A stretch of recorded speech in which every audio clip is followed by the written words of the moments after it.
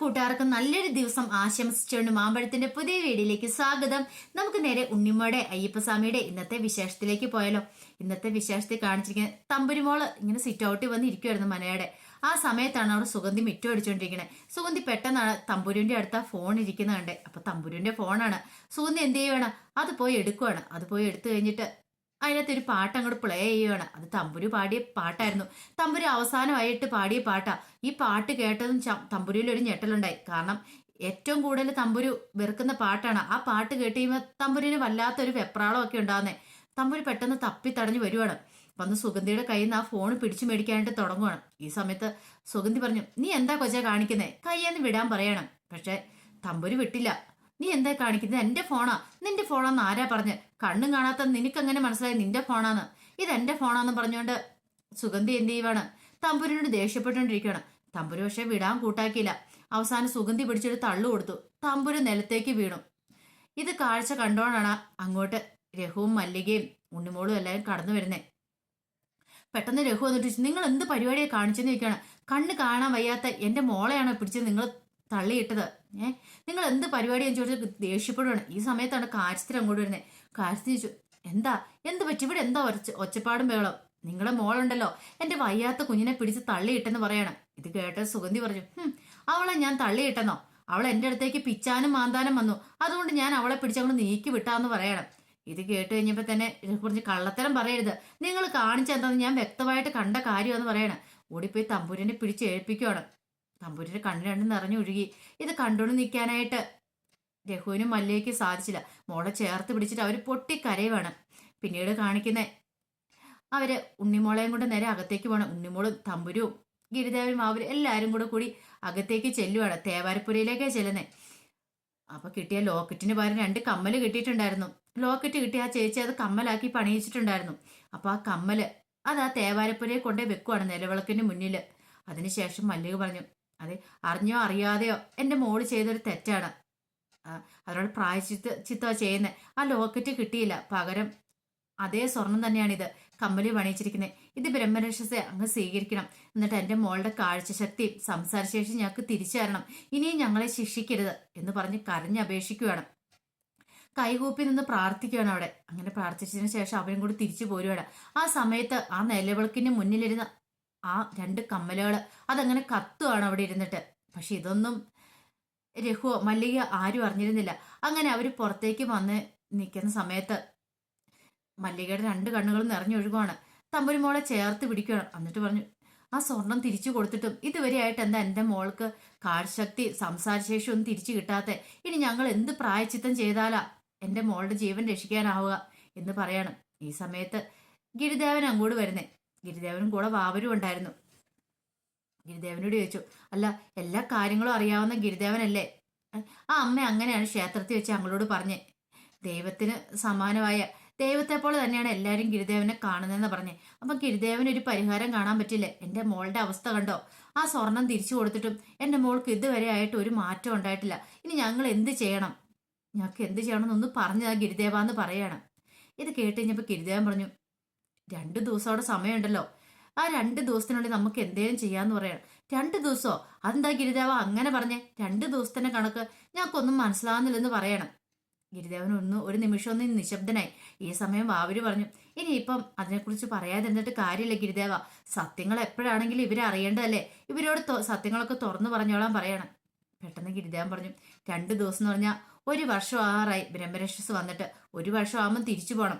ആ 1 വർഷം തികയുന്ന സമയത്ത് അദ്ദേഹം ആവശ്യപ്പെട്ട ആ ലോക്കറ്റ് കിട്ടിയില്ലെങ്കിൽ തമ്പുരുവിന് കടുത്ത ശിക്ഷ ലഭിക്കുമെന്ന് പറയാണ്. ഇത് കേട്ടതും രഘു പറഞ്ഞു, ഇനി ശിക്ഷയോ? ഇതിൽ കൂടുതൽ എന്തിനും അവൾക്ക് എന്ത് ശിക്ഷ കിട്ടാനുള്ളതെന്ന് പറയണം. ഇതൊന്നും അല്ല, അവൾക്ക് ചിത്തഭ്രമം ബാധിക്കുമെന്ന് പറയാം. ഇത് കേട്ടത് മല്ലികയും രഘുവും പൊട്ടിക്കരയുക. ചിത്തഭ്രമോ? അതെന്താ ഗിരിദേവ അങ്ങനെ പറഞ്ഞേ? അതെ, ബ്രഹ്മരക്ഷസിനെ പോലെ അവളും. കാരണം അവൾക്ക് ഇനി നിൽക്കുന്ന സമയത്ത് താൻ ബ്രഹ്മരക്ഷസാന്ന് തോന്നും. അല്ലെങ്കിൽ ബ്രഹ്മരക്ഷസ് കാണിക്കുന്ന പോലെയൊക്കെ അവളും കാണിക്കാൻ തുടങ്ങും. അല്ലെങ്കിൽ അവൾ ഇനി എന്തൊക്കെയാ കാണിച്ചു കൂട്ടെന്ന് പറയാൻ പറ്റില്ല എന്ന് പറയാണ്. ഇത് കേട്ട് കഴിഞ്ഞപ്പോഴത്തേനും മല്ലിക തമ്പുരുവിനെ നെഞ്ചോട് ചേർത്ത് പിടിച്ച് പൊട്ടിക്കരയാണ്. എന്റെ ഭഗവാനെ, ഇതിന് മാത്രം എന്ത് തെറ്റാ ഞങ്ങൾ ചെയ്തേ? അറിഞ്ഞോ അറിയാതെയാണോ ചെയ്ത തെറ്റിന് ഞങ്ങൾ പ്രായച്ചിത്തം ചെയ്തു കഴിഞ്ഞു. ഇനി ഇത് കൂടാതെ ഞങ്ങൾ എന്താ ചെയ്യണ്ടേ? ഞങ്ങളുടെ ജീവൻ മതിയായിരിക്കും ഇനി ബ്രഹ്മരക്ഷസിന്. അതും കൊടുക്കാൻ ഞങ്ങൾ തയ്യാറാ. ഞങ്ങളെ കൊണ്ട് ചെയ്യാൻ പറ്റുന്നതെല്ലാം ഞങ്ങൾ ചെയ്തു. പെട്ടെന്ന് രഘുവും വന്നിട്ട്, ശരിയാ, ഇനി വേണ്ടെന്ന് ഞങ്ങളുടെ ജീവനാണെങ്കിൽ ഞങ്ങൾ 3 പേരും കൂടെ ജീവൻ ഒടുക്കിക്കോളാം.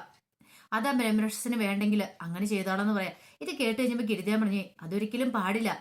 അങ്ങനെ നമ്മൾ ചെയ്യുന്ന പാപമെന്ന് പറയാണ്. തമ്പുരുവിനോട് ചെയ്യുന്ന ഏറ്റവും വലിയ പാപമല്ലേ? ഏയ്, തമ്പുരുവിനോട് ചെയ്യുന്ന ഒരു നല്ല കാര്യമായിരിക്കും അത്. അവളെ ഇങ്ങനെ ഇട്ട് ദ്രോഹിക്കുന്നേക്കാളും ഭേദം അവളുടെ ജീവൻ അങ്ങ് എടുക്കുന്നതല്ലേ. ആ ഒപ്പം തന്നെ ഞങ്ങളും പൊക്കോളാം. അങ്ങനെയാണെങ്കിൽ തമ്പുരുവിനും ഞങ്ങൾക്കും എല്ലാവർക്കും നീതി ലഭിക്കുമല്ലോ എന്ന് പറയാണ്. ഇത് കേട്ട് കഴിഞ്ഞപ്പോൾ ഉണ്ണിമോൾ പറഞ്ഞു, അങ്ങനെയൊന്നും ചിന്തിക്കാൻ പോലും പാടില്ല. ഒരു കാരണവശാലും അങ്ങനെയൊന്നും ചിന്തിക്കാൻ പാടില്ല. ഗിരിദേവനോട് കാര്യങ്ങളൊക്കെ പറഞ്ഞിട്ടില്ലേ, ഗിരിദേവൻ രക്ഷിച്ചോളും, ധൈര്യമായിട്ടിരിക്കാൻ പറയാണ്. ഗിരിദേവൻ പറഞ്ഞു, ശരിയാ, 2 ദിവസം നമ്മുടെ മുന്നിൽ സമയമുണ്ട്. ആ 2 ദിവസത്തിനുള്ളിൽ നമുക്ക് തമ്പുരിനെ രക്ഷിക്കാനുള്ള മാർഗങ്ങൾ അന്വേഷിക്കാന്ന് പറയണം. നിങ്ങൾ ധൈര്യമായിട്ട് പൊക്കോ, ഒന്നും സംഭവിക്കില്ല എന്ന് പറഞ്ഞു കഴിയുമ്പോഴത്തേനും മല്ലിക പറഞ്ഞു, ശരിയാ, ഗിരിദേവന്റെ മുന്നിൽ ഞങ്ങളെ മോളെ ഏൽപ്പിച്ചിട്ട് പോവാ. ഞങ്ങൾ അമ്മയുടെ തിരുനടയിലേക്കാണ് പോകുന്നത്. അവിടെ പോയി ഞങ്ങൾ പ്രാർത്ഥനയായിട്ട് കാത്തിരിക്കും 2 ദിവസം. ഗിരിദേവൻ പറഞ്ഞു, 2 ദിവസത്തിനുള്ളിൽ തമ്പുരുവിന് മാറ്റം ഉണ്ടായില്ലെങ്കിൽ പിന്നീടുള്ള കാര്യം പിന്നെയല്ലേ. പിന്നെ നിങ്ങൾക്ക് എന്ത് വെള്ളം തീരുമാനിക്കാം. 2 ദിവസം എനിക്ക് തരാൻ പറയാണ്. തമ്പുരുവിന് വേണ്ടിയിട്ട് ഈ 2 ദിവസം ഞങ്ങൾ 3 പേരും പോരാടൂന്ന് പറയാണ്. അങ്ങനെ തമ്പുരുവിനെ ഗിരിദേവന്റെ മാവയുടെ കയ്യിൽ ഏൽപ്പിച്ചിട്ട് മല്ലിക രഘുവും പോവാണ്. അവർക്ക് വല്ലാത്ത സങ്കടമായിരുന്നു മോളുടെ കാര്യത്തെക്കുറിച്ച് ഓർത്തിട്ട്. പിന്നീട് കാണിക്കുന്ന അന്നപൂർണേശ്വരി ദേവിയുടെ അടുത്തേക്ക് അയ്യപ്പസ്വാമിയും ലംബു എത്തിയിരിക്കുകയാണ്. അപ്പൊ അന്നപൂർണേശ്വരി ദേവി പറഞ്ഞു, ഞാൻ ആരുടെ പക്ഷത്താണ് നിൽക്കേണ്ടത്? അതായത് മകന്റെ പക്ഷത്ത് നിൽക്കണോ അതോ ബ്രഹ്മരക്ഷസിന്റെ പക്ഷത്ത് നിൽക്കണോ? ബ്രഹ്മരക്ഷസ് താൻ ഏൽപ്പിച്ച നിധി അതിനുവേണ്ടി കാവല് നിൽക്കുമായിരുന്നു. അപ്പൊ ആ നിധി മോഷ്ടിച്ചുകൊണ്ട് പോയ സമയത്ത് അവരെ ശിക്ഷിക്കാൻ നോക്കുമായിരുന്നു ബ്രഹ്മരക്ഷസൻ ചെയ്യുന്നത്. അപ്പൊ ആ നിധി തിരിച്ചു പിടിക്കേണ്ടത് അത് ബ്രഹ്മരക്ഷസിന്റെ കടമയാണ്, അദ്ദേഹത്തിന്റെ ധർമ്മമാണ്. അതുപോലെ തന്നെയാണ് മകനെ നിന്റെ ധർമ്മം. നിന്റെ അടുത്ത് വന്ന് നിന്നോട് കേഴുന്ന ആ ബാല്യയ്ക്ക് അതിനോട് നീതി കാണിക്കണം നിന്റെ ധർമ്മമാണ്.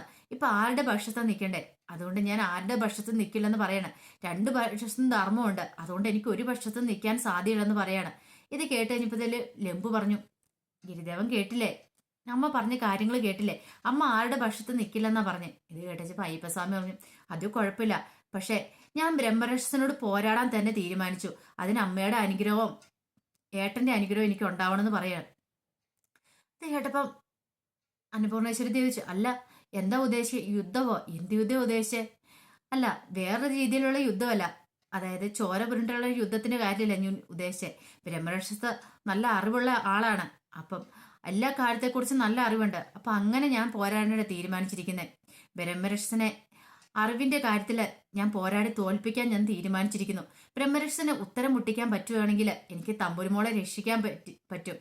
അപ്പൊ അതാണ് ഇനി ഏറ്റവും വലിയ എന്റെ ആയുധം. ആ യുദ്ധം ഞാൻ തുടങ്ങാൻ തീരുമാനിച്ചെന്ന് പറയാണ്.